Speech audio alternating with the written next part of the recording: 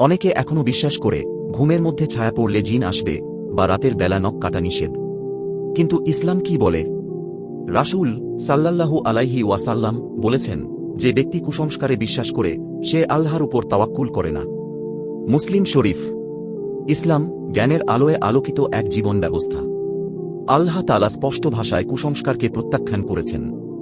রাতের বেলা নখ কাটলে অমঙ্গল হয়, পরীক্ষায় ডিম খেলে ফেল, ভাঙা আয়নায় মুখ দেখলে বিপদ, এগুলো কুসংস্কার ছাড়া আর কিছুই না। ইসলাম আমাদের যুক্তি ও জ্ঞানকে কাজে লাগাতে উৎসাহিত করে। কুসংস্কার ভিত্তিহীন অযৌক্তিক ধারণা ছাড়া আর কিছুই নয়।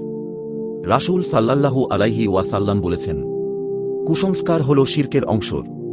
আবু দাউদ। আসুন আমরা ইসলামের সঠিক জ্ঞান অর্জন করি এবং কুসংস্কারের অন্ধকার থেকে বেরিয়ে আসি। বিশ্বাস রাখি একমাত্র আল্লাহর উপর। এই রকম আরও সুন্দর ইসলামিক ভিডিও পেতে আমাদের চ্যানেলটি সাবস্ক্রাইব করতে ভুলবেন না। আপনাদের সহযোগিতাই আমাদের অনুপ্রেরণা। ভিডিওটি শেয়ার করুন, আপনার একটি শেয়ারও কাউকে অন্ধবিশ্বাস থেকে মুক্ত করতে পারে।